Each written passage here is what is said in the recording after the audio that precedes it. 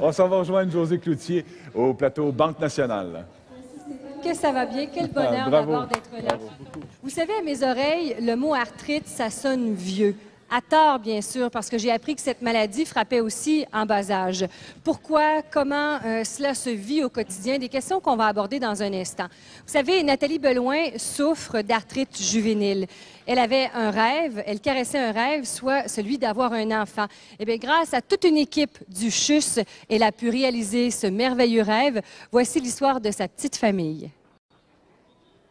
Ça a été comme un miracle, dans le fond, parce qu'on ne pensait pas en avoir. Un enfant, un miracle pour Nathalie et Sébastien. L'amour d'un couple, le bonheur imprévisible d'être parents.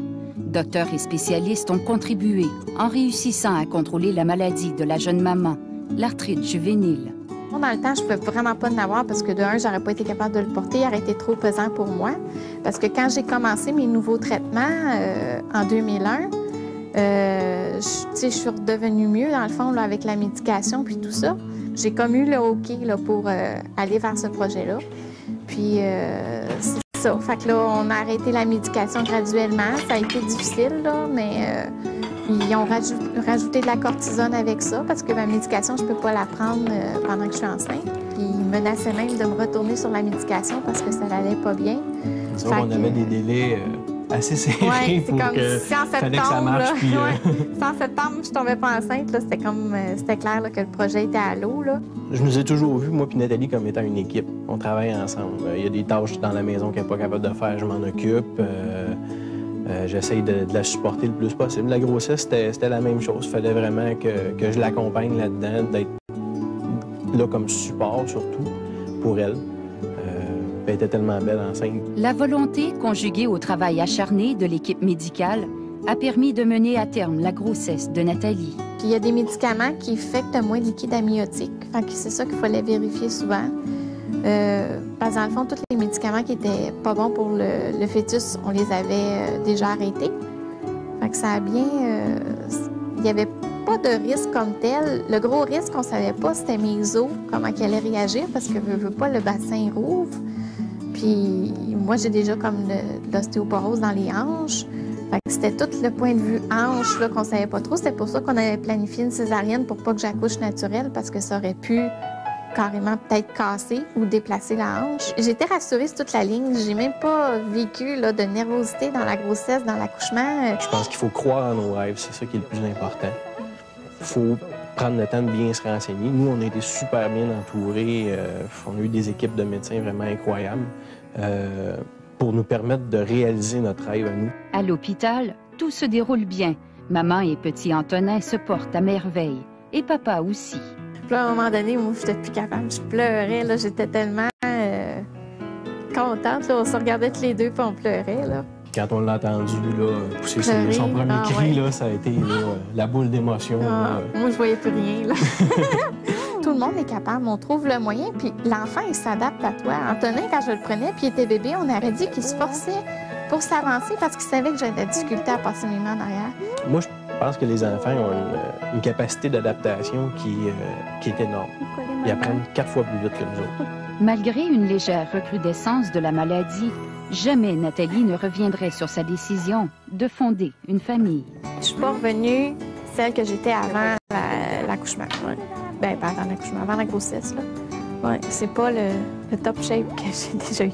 Mais là, c'est ça, il faut se donner encore, voir si Antonin célébrait, puis se donner peut-être un peu de recul encore. C'est vraiment juste là. Pour tenir Antonin, ça va. Ça va. Dans le fond, là, je suis tombée enceinte, là, puis depuis ce jour-là, là, le miracle a commencé, puis on a continué. Fait que c'est notre petit miracle à nous autres. Voici Antonin. Antonin, qui a 20 mois, aujourd'hui même, le petit miracle de Nathalie et de Sébastien. Nathalie, Sébastien, bonsoir. Docteur Bois, rhumatologue, bonsoir. Bonsoir. Sylvie Lafrenet, pédiatre, bonsoir à vous également. Nathalie, première question ce soir. Comment ça va? Comment ça va à la maison avec Antonin? Ça va bien. C'est une adaptation, c'est sûr, là, parce que lui, il prend du poids. Mais il s'adapte à moi. Là, maintenant, il s'assoit. Fait que c'est plus facile pour moi de le prendre que quand il ne s'assoyait pas, dans le fond. Là. C'est comme s'il avait compris, finalement, Ouais, ses ça. faiblesses. Oui, puis souvent, là, il rentre par terre, puis j'ai dit, si tu veux que maman te prenne, assis-toi, puis il s'assoit de lui-même. Puis, Parce que ne serait-ce que de le prendre dans tes bras, c'est difficile. Oh oui, là, le poids, puis... ouais. Et c'est là, Sébastien, que toi, tu interviens en bon papa, en bon conjoint, finalement. Ben oui, c'est ça. Moi et Nathalie, on est vraiment une équipe. Dans le fond, je nous vois vraiment comme ça. Faut qu'on s'entraide l'un l'autre, là, puis ça fait partie de la vie de couple. Vous avez relevé en couple tout un défi parce que, Dr Boire, il y avait quand même des risques à la grossesse de Nathalie. Il ne faut pas se cacher ça, là. Oui, Nathalie souffre d'une forme sévère d'arthrite juvénile qui était toujours active et qu'il a d'abord fallu contrôler. Et évidemment, pour pouvoir tomber enceinte, il a fallu cesser un certain nombre de médicaments avec le risque que la maladie se réactive aussi. Et là, la maladie est en partie revenue à cause de ça? Est en partie revenue jusqu'à ce qu'elle tombe enceinte et que pendant la deuxième partie de sa grossesse, la maladie retombe un peu en rémission à cause de la grossesse. Mais il y a de l'espoir et c'est à ça qu'on s'accroche. Tout à fait. Docteur Lafrenet, que dire de cette petite famille? Félicitations. Évidemment. Ils avaient d'autres projets en tête. Ils ont décidé d'avoir Antonin. Il faut souligner l'incroyable courage de Nathalie, parce qu'il a fallu qu'elle décide d'arrêter ses médicaments. C'est ce qui faisait qu'elle allait bien. Endurer d'aller un peu moins bien. Attendre plusieurs mois que ça se produise. Être enceinte, l'avoir. Et le courage de Nathalie, c'est hors du commun. Puis Antonin lui doit beaucoup. Ah, Nathalie qui a allaité d'ailleurs Antonin dans la douleur, hein, et qui l'a fait. On sait que c'est pas toujours facile, là, les premiers jours, les premières semaines. Et toi, tu as persévéré là-dedans parce que tu y croyais, là.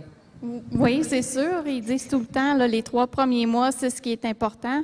Puis à la fin, là, j'étais vraiment plus capable. Là, j'ai eu mon traitement d'urgence, là, parce que ça filait vraiment pas. On a arrêté l'allaitement, puis le lendemain, j'avais mon traitement pour l'arthrite, là, parce que ça allait plus bien.